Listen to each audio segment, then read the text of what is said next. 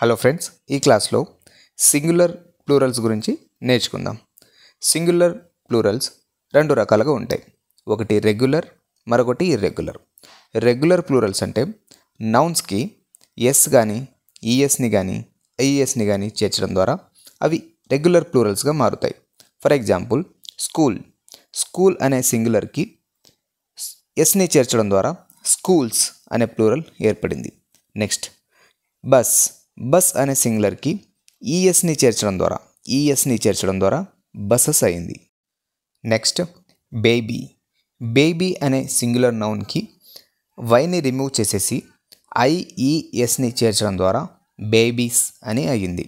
ఓకేనా? సో ఇక్కడ మీరు గమనించాల్సింది ఏంటంటే, ఒక నౌన్ చివరిలో వై ఉంటే ఆ వై లెటర్ ముందు కాన్సోనెంట్ లెటర్ ఉంటే అప్పుడు మనం వైని రిమూవ్ చేసేసి ఐఈఎస్ని యాడ్ చేయాలి. For example, baby, babies, lady, ladies. ఓకేనా? సో ఈ విధంగా వైని రిమూవ్ చేసేసి ఐఈఎస్ని యాడ్ చేయవలసి ఉంటుంది దాని ముందు కాన్సోనెంట్ లెటర్ ఉంటే. ఒకవేళ వై ముందు ఓవెల్ లెటర్ ఉన్నప్పుడు వైని రిమూవ్ చేయాల్సిన అవసరం లేదు, దాని చివరిలో ఎస్ని యాడ్ చేస్తే సరిపోతుంది. For example, boy, boys, boy, boys. ఇప్పుడు ఇర్రెగ్యులర్ ప్లూరల్స్ చూద్దాం. ఇర్రెగ్యులర్ ప్లూరల్స్ ఏంటంటే ఇవి ఇర్రెగ్యులర్గా ఉంటాయి. వీటికి ఎస్ కానీ, ఈఎస్ కానీ, ఐఈఎస్ని కానీ చేర్చాల్సిన పని లేదండి. అవి అక్కడ ఉన్న స్పెల్లింగ్లో మార్పు అనేది ఉంటుంది. For example, foot. ఫుట్ అనేది సింగులర్ అండి, దీనికి plural feet. Next example, tooth.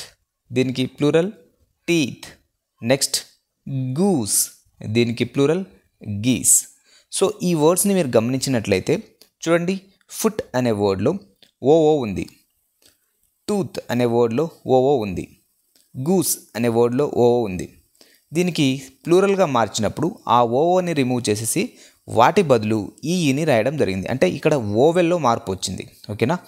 ఫుట్కి plural feet. ఇక్కడ చూడండి, ఎఫ్ఈఈటి అంటే ఓఓకి బదులు ఈఈ వచ్చింది. Tooth, teeth, goose, geese. ఓకేనా? సో ఇక్కడ E E are used instead of O O. Okay. Next, mouse, mice, louse, lice. Mouse అనేది సింగులర్, మైస్ అనేది ప్లూరల్. లవ్స్ అనేది సింగులర్, లైస్ అనేది ప్లూరల్. ఇక్కడ మౌస్ అంటే ఎలుక, మైస్ అంటే ఎలుకలు అని అర్థం. ఓకేనా? లవ్స్ అంటే పేను అండి, మన తలలో ఉంటుంది కదా పేను. లైస్ అంటే పేన్లు అని అర్థం. ఓకే. ఇక్కడ ఏం చేంజ్ అయ్యిందంటే ఓయు అనేది ఇక్కడ ఐసీగా మారిపోయింది. ఓయుఎస్ అనేది ఐసీగా మారిపోయింది. మౌస్ అనే వర్డ్లో ఓయుఎస్ అనేది ఐసీగా మారడం జరిగింది. ఓకేనా? సో ఇక్కడ ఫుట్ అంటే ఒక పాదం అండి, ఫీట్ అంటే పాదాలు, టూత్ అంటే ఒక పన్ను అండి, టీత్ అంటే పళ్ళు అని అర్థం, గూస్ అంటే ఒక బాతు అండి, గీస్ అంటే బాతులు అని అర్థం. నెక్స్ట్, ఈ ఎగ్జాంపుల్ గమనించండి. మ్యాన్. మ్యాన్ అనేది సింగులర్ అండి, మెన్ అనేది ప్లూరల్. మ్యాన్ అంటే మనిషి, మెన్ అంటే మనుషులని. సో మ్యాన్స్ అంటుంటారు, అది రాంగ్ అండి. Man, men. ఇక్కడ మీరు గమనించినట్లయితే స్పెల్లింగ్ ఏదైతే ఉందో మ్యాన్లో ఓవెల్ ఏదైతే ఉందో అది ఈగా మారింది చూడండి ప్లూరల్లో. ఓకేనా? అదేవిధంగా ఉమెన్, విమన్. ఇక్కడ కూడా ఉమెన్స్ అంటుంటారు చాలామంది, ఉమెన్స్ వచ్చారు అని. సో ఇక్కడ ఉమెన్స్ ఉన్నారు అక్కడ అని చెప్తుంటారు. సో ఉమెన్స్ అని చెప్పకూడదండి, విమెన్ అని చెప్పాలి. ఓకేనా? సో ఉమెన్ అని కూడా కనదు, విమెన్. ఇక్కడ ప్రొనౌన్సియేషన్ వి ఇక్కడ డబ్ల్యూఓ ఏదైతే ఉందో దాన్ని విగా ప్రొనౌన్సియేషన్ చేయవలసి ఉంటుంది, విమెన్. ఓకేనా? Women, women, man, men. Next, ఇప్పుడు కాంపౌండ్ వర్డ్స్ని ఎలా ప్లూరల్లోకి మార్చాలనేది చూద్దాం. చూడండి, కాంపౌండ్ వర్డ్స్ అంటే రెండు లేదా అంతకంటే ఎక్కువ వర్డ్స్ కలిగినే కాంపౌండ్ వర్డ్స్ అని చెప్తాం. కాంపౌండ్ నౌన్ అని కూడా చెప్తాం. ఓకేనా? సో ఈ కాంపౌండ్ నౌన్లో మెయిన్ నౌన్ అంటే మెయిన్ వర్డ్ ఏదైతే ఉందో దానికి మనం ప్లూరల్గా మార్చవలసి ఉంటుంది. For example, brother in law. చాలామంది బ్రదర్ ఇన్లాస్ అంటుంటారు, అది రాంగ్ అండి, బ్రదర్స్ ఇన్లా. ఇక్కడ బ్రదర్ ఇన్లాలో మెయిన్ వర్డ్ బ్రదర్. సో కాబట్టి దానికి ప్లూరల్గా మార్చాలి, అంటే దానికి ఎస్ని చేర్చవలసి ఉంటుంది. Brothers in law, father in law, fathers in law, sister in law, sisters in law. ఓకేనా? Daughter in law, daughters in law. ఈ విధంగా చెప్పవలసి ఉంటుంది.